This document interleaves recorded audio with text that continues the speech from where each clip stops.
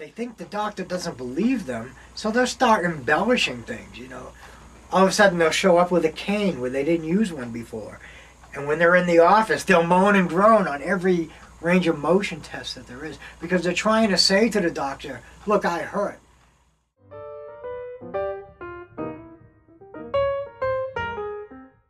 Once a patient invests in that embellishment, it starts to become part of them.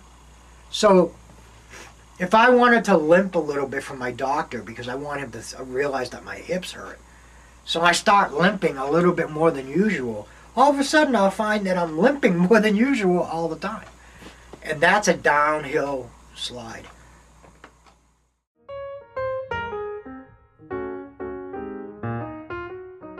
Now, when I was an embellisher, it was different because even with family members or with friends or with my doctors, I would say, man, they're going to think I'm fine if I'm acting like this.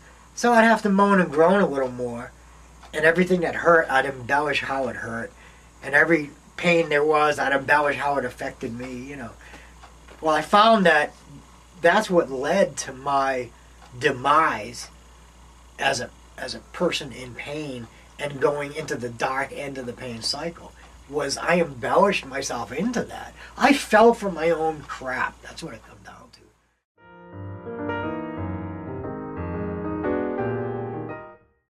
My doctor said to me, you keep telling me about all this bad spastic pain that you're having, but I never see that. You look fine to me, you know.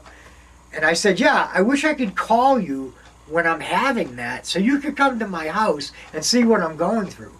Because I can't get to you. When you look at those days that say canceled, that's because I couldn't get up. I was in pain. So I canceled for a day that I felt good. Now I come and see you and I feel fine, you know.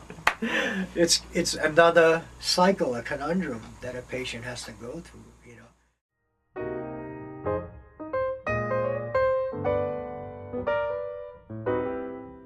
I said, I'm not going to do that anymore.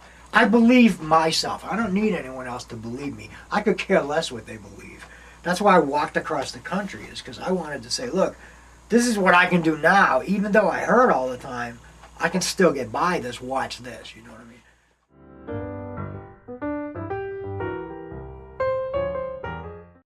But I find that now I've created a faction of people that don't believe me anymore. They just don't believe that I'm in pain. They don't understand that. Even looking at me now, you wouldn't think I was in pain. I seem to be somebody who's sitting around talking, having a good time, looking good, happy. Everything seems good. When actually, I'll be lucky to get back up out of this chair, you know what I mean? But I'm not going to act that out for you.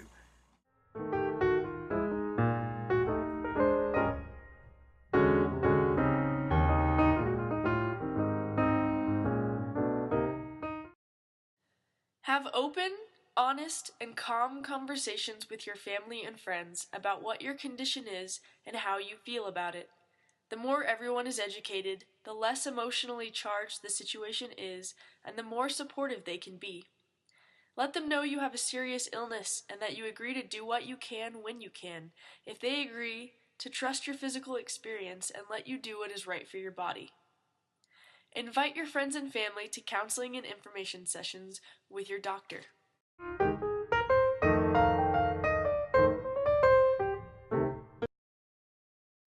Take the emotion out of your response to your doctor. Help them understand exactly what is going on with cold and clinical replies. Embellished responses to questions about pain can trigger doctors into suspecting you are malingering, which will diminish your chances of being understood.